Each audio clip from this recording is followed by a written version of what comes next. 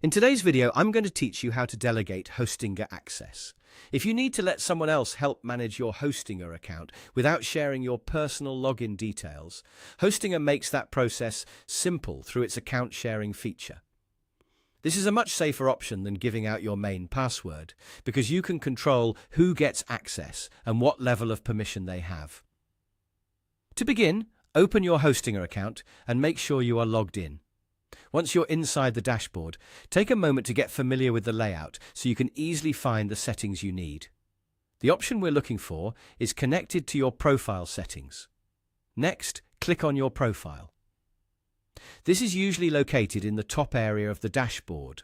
When you open it, you'll see a menu with different account-related options. From there, select Account Sharing.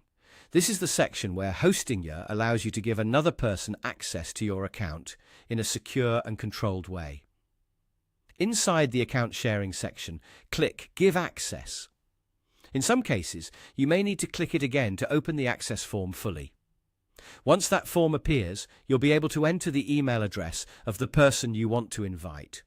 Make sure the email is entered correctly, since that's where the invitation will be sent. After entering the email, the next important step is to select the permission role. This part matters because it determines what the other person will be able to do inside the account. Choose the role carefully based on the kind of help they need to provide. If they only need limited access, avoid giving broader permissions than necessary.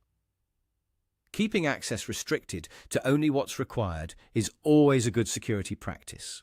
Once everything looks correct, click Give Access to send the invitation. After that, the invited person should receive an email with instructions to access the shared account according to the permission level you selected. And that's it. You've successfully delegated Hostinger Access without sharing sensitive login information. If you ever need to update or remove that access later, you can usually return to the same account sharing area to manage it. This is a quick, professional and secure way to collaborate with developers, team members or support staff while keeping control of your account.